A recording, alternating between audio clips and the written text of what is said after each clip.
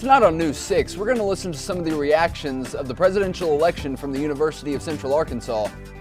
The Communications Department is holding a Thanksgiving event for students in Thompson Hall. And we'll get a look at what happened during rivalry week for Faulkner County teams. All this and more in News 6 starts right now.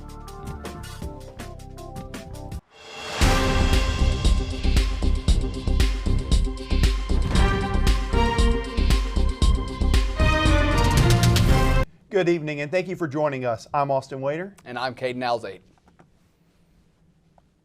While many voters may have had their eyes on the presidential race, Faulkner County residents cast their ballots for city council, quorum court, and mayoral positions on Election Day. In the partisan races, it was an expected red wave. Republicans cruised through the quorum court and state legislative races. District 2 Republican Justice of the Peace Mary Coates was at the Faulkner County Courthouse when her victory was announced. Well, one of the things that I've mentioned multiple times throughout my campaign is that I have the experience that's needed. I'm multifaceted.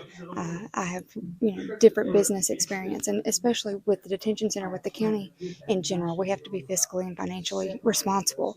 And to do that, we have to think with a business mind. Now at the state level, Republican incumbent Matt Brown was reelected to the Arkansas House in District 55, which makes up most of Faulkner County. At the federal level, Republican Congressman French Hill was re-elected to his sixth term as Arkansas's District 2 representative. In the nonpartisan elections, Mayor Bart Castleberry was re-elected to his third term, handily defeating challengers Mark Elsinger and Ricky Gully.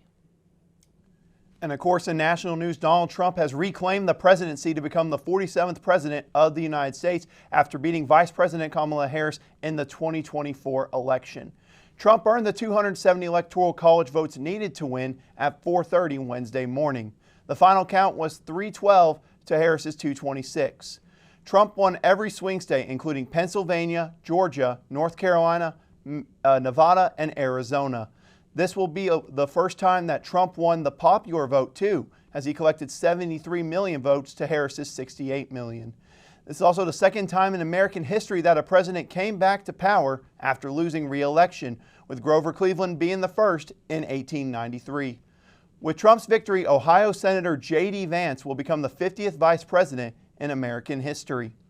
During the election, Republicans also took control of the Senate with at least 53 seats, and they look to keep control of the House as they sit at 210 seats and are only 8 away from a majority. We were able to get interviews with students from around UCA on their hopes for the country moving into a new era. I hope that our country can move in a positive direction and that we can make progress with our economy and with our healthcare rights for women especially. And I just hope we can move forward and not backwards. Definitely trying to find common ground, I think, is the biggest thing. And I mean, I know it's kind of hard having two diverse parties, but at the end of the day, we're kind of all here together. And I think that some more positive things that I look for is kind of just trying to stay positive, live your life, but also staying really educated, especially about local stuff with local people, considering that they represent us. I think that that's another big thing that I think people need to just be positive about and realize that, not everybody's the same. We all don't have the same views, but you still have to find people that you somehow align with. And after this break, Austin is going to go over our local weather. Don't go anywhere. News 6 will be right back. Higher education is all about removing barriers and opening doors, including our own. Unfortunately, unmet financial need has put a 4-year degree out of reach for many families in Arkansas. Until now. The UCA Commitment is a groundbreaking new program that bridges the funding gap, making a debt-free pathway for tuition and fees accessible to families earning $100,000 or less a year. And that impacts everything. Qualifying students now have an alternative to taking out loans for tuition and fees or walking away from their college dreams. It's about fewer barriers to higher education and endless opportunities for our students and our whole state. Get ready for major transformation. The UCA Commitment. Learn more at uca.edu. Thank you for joining us again. I'm Austin Wader. Let's take a look at our weather here for Conway, and the temperature looking really good right now, right around 69 degrees, sunny skies, really nice weather. The low right around that 48 degrees. The wind, nothing too severe today as it was right around 3 miles per hour. And for tomorrow, we can expect the same. Sunny skies there, high of 67 degrees, the low pretty much the same right at 48. The wind is going to pick up a little bit from 3 miles per hour to 9 miles per hour, but nonetheless, 2 great days here in Conway. And as far as our 5-day forecast, we take a look. Looking like a really good 5 days here. Temperature is going to be staying right around the same in the 60s. Sunny skies except for Wednesday and Sunday. You'll notice that temperature on Sunday, though, goes up to 74, though. So that's the only time it gets above 60 over these next 5 days. But besides that, it looks like a great 5 days here in Conway. That's it for your weather. Back to you at the desk, Caden. The School of Communication invites its students to a holiday potluck. News 6 reporter Rose Hedamio has more. This Thanksgiving, students studying in the School of Communication have the opportunity to dine with their peers. This is a potluck where a lot of students and teachers are bringing different dishes together to make sure there's a variety of food and plenty of fun activities and decorations. So Commsgiving is much like something we would do for Thanksgiving or Friendsgiving, but it is a big dinner where we are having all the majors and minors in the School of Communication come out and share a meal together. We're going to just have fellowship and be able to just really get that family feel that you experience within the School of Communication as a whole. Alongside students Colton Pallone and Carly Mew, SOC students Caroline Moore and Maggie Holloway are members of the Planning and Execution Committee for this event. We were brainstorming the event in event planning class with Dr. J.J. McIntyre, and Carly New, one of our team members, thought a Friendsgiving event would really bring the community together, and she coined the official term, Commsgiving. The potluck will take place on Monday, November 25th in the Thompson Hall lobby at 6 in the evening. Moore and Holloway encourage students and faculty to RSVP and contribute to the potluck. If you have any questions, please contact Dr. J.J. McIntyre at jmcintyre@uca.edu. Reporting for News 6, I'm Rose Jaramillo. The UCA Army ROTC competed in a regional competition at Camp Gruber in Braggs, Oklahoma against other regional ROTC programs on Friday and Saturday. The UCA ROTC picked 11 cadets to compete in 8 different events over the 2 days. News 6 sat down with one of the cadets competing and an instructor on how prepared they were for the competition. We meet Monday through Friday, 5 days a week. Some days, even on weekends. Some days we've gone out to Camp Robinson and done land navigation, obstacle courses, different things to practice that we will be tested on while we go to Camp Gruber. But Monday through Friday, we usually meet here or around Conway. We've met at the Conway Armory to get weapons familiarization, where we disassemble 240 Bravos, M4s. The enthusiasm that goes with it is they're doing something better than themselves, doing something better to essentially combine like minds. And it's a lot of early mornings and a lot of late nights, but doing that, they're sucking together. And I think that having that sucking point and or being able to do hard things with one another brings people closer together. And I think that's the enthusiasm that we're looking for. And that's just going to build strong bonds and cohesion within a team. We did really well on the first day of the competition. The second day didn't go so well. So we were really excited to come back and prove that we have worked really hard, gotten better, and we just want to go up and compete. As many people may know, Conway is known as the city of colleges, but the same way you can find a college campus around every corner, you can also find a coffee shop. News 6 reporter Ashton Henderson spoke with one local coffee shop on how their love for coffee, paired with their love for flowers, sparked a unique idea for the perfect combination in the heart of downtown Conway. Espresso at Evergreen isn't just your everyday coffee shop. I made it a mission to visit every coffee shop in Conway my freshman year of college, and I hit it, and this new one popped up on Google one day. Last year, Evergreen Bride Florals, a local flower shop, decided to immerse the world of florals into the world of coffee lovers.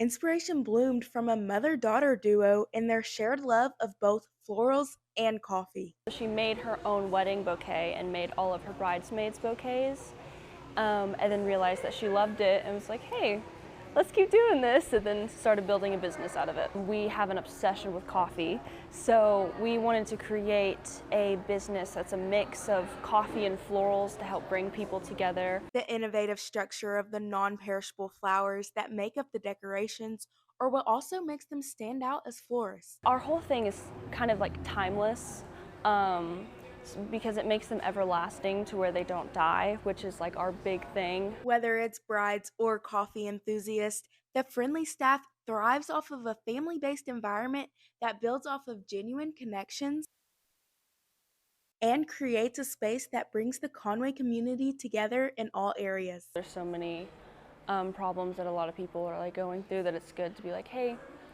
we're here all together as a community. We're kind of like one big family. You know, we solve all the problems in the world, so we need to be able to talk. You're not just making coffee and handing it out, and so it doesn't feel like a job anymore. It feels like, oh, I'm hanging out with all these people I get to see, and they come back and visit all the time. As Conway continues to grow, so does its love for coffee.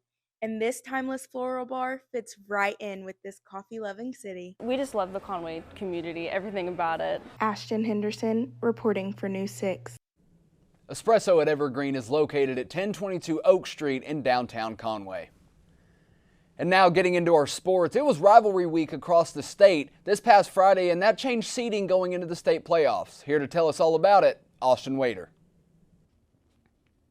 Thank you, Caden. Like he said, playoff time is just around the corner. This was the last week of the regular season, and it definitely was rivalry week. And we're going to start with arguably the best rivalry in Faulkner County, which was Vilonia and Greenbrier. Those two schools going head-to-head at Philip D. Weaver Stadium for the Judges Cup. It was also senior night at Vilonia, as all the senior football players were honored before and after the game. And really, as far as this game is concerned, it was a low-scoring affair. Defense dominated most of the night, especially for Greenbrier, but their offense was able to put together a few scoring drives. Panthers quarterback Jack Palmer threw 2 touchdown passes to wide receiver Trendon Mosley, and running back Enoch Hassan dominated the game all night long and also added a touchdown of his own. As far as the Vilonia offense, they never came close to putting together a sustainable drive at any point during this game. Greenbrier wins it 21-0 over Vilonia to win their 5th consecutive Judges Cup. And I mentioned that this game had a standings change in the 5A West. It absolutely did. Vilonia, with their loss, drops from 2nd to 4th in the 5A West. And for Greenbrier, they move up from 4th to 3rd in the 5A West as they get ready to enter playoff play there. But now, let's get to the game that everyone's been looking forward to all year long. Conway and Bryant going down at Hornet Stadium in Bryant. The weather was not ideal for this one, raining on and off all night long, but that didn't stop the fans from showing out. A huge crowd was on hand for the biggest high school football game in the state as Buck James made his highly anticipated return to Bryant with a conference title in 7A Central on the line. First half was a great battle with both teams answering each other score for score, but then the end of the first half is where this game turned. With the Wampus Cats up 14-7 with 3 minutes to go in the half, the Hornets scored 2 touchdowns, including one with 6 seconds left in the first half, to take a 21-14 lead into the break. In the second half, it was all Bryant. Before the third quarter ended, it was a 49-14 Hornets lead, and that score would hold all the way till the end. Quarterback Jordan Walker and wide receiver Kamari Austin were in rhythm all night long for Bryant as they connected for 4 touchdowns. The final here from Bryant in the most anticipated game of the year, 49-14. The Hornets win, finish the regular season undefeated, and as 7A Central Conference champs. For Conway, this is their first loss of the season. Nonetheless, 9-1. 2 seed in the 7A Central is not bad either. And really good for both teams. Being the top 2 seeds from the conference, they will each get a bye week for the first round of the playoffs before starting their championship runs next week. But now, let's shift our focus to another high school team in Central Arkansas that made the high school playoffs. And Rodney Rogers spoke with the head coach of Southside B Branch to learn how its new football team came about this year. For years, Southside B Branch was known for its basketball and baseball teams. But now, thanks to Coach Todd Langrel, football might be the new head sport for the school. I want to coach the kids that I'm around in my community, and that's what led me here. And I don't think it's me. I think the good Lord led me here to be where I'm at today. With 28 years of coaching under his belt, Langrel saw the potential in the students of Southside and began to put together his team. Senior Jacob Mahan said at first he was unsure about football. Once we started practicing, I got excited about it a little bit more. Definitely different playing baseball my whole life and then switching to football. Cody Kuykendall, also a player for Southside, saw the team as an opportunity for his school to grow. Hopefully we'll get some more move-ins for our school and just make it a bigger school and to grow in the future and have a really good football team because we got the coaches to make it a really good football team. But with no football field of their own, Langrel had the idea to contact Hendricks' head coach to use theirs. I give credit to Coach Buchanan there at Hendricks and their athletic director and their support staff. It's a win-win for both parties. It gets people to get on campus at Hendricks, and it's definitely good for us since we don't have a home field yet. Langrel said that home field is in the near future for Southside. They have cleared 40 acres, and that's in the process of building a football field just as soon as we can get it built. With 6 wins as of now and the playoffs to look forward to, this team has a bright future ahead of them. In Damascus, Rodney Rogers, UCA News 6.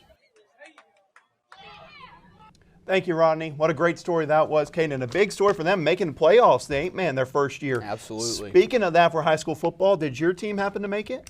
They did. I graduated from Morrilton, and they were able to get back into the playoffs as one of the top seeds, and they get to host the playoff game this Friday against Searcy. Man, if they can score as many points they did against Farmington, I don't think anyone can beat them there. But for me, I graduated from Valonia. Obviously, that Greenbrier loss was hard to swallow, but they're going to take on Joe T. Robinson in the playoffs here this Friday. It's going to be a tough one, but it should be a great game. Really 2 great games here, along with the one with Southside B Branch. Definitely looking forward to them. Well, that's a look at your news for today. And if you missed any stories or you want to get more details, you can visit us online at ucanews.live. If you have any questions, comments, or story ideas, you can email us at ucanews6@gmail.com. Also, you can keep up with us on Facebook, Instagram, Twitter, and TikTok. I'm Caden Alzate. And I'm Austin Wader. Thank you for watching, and good night.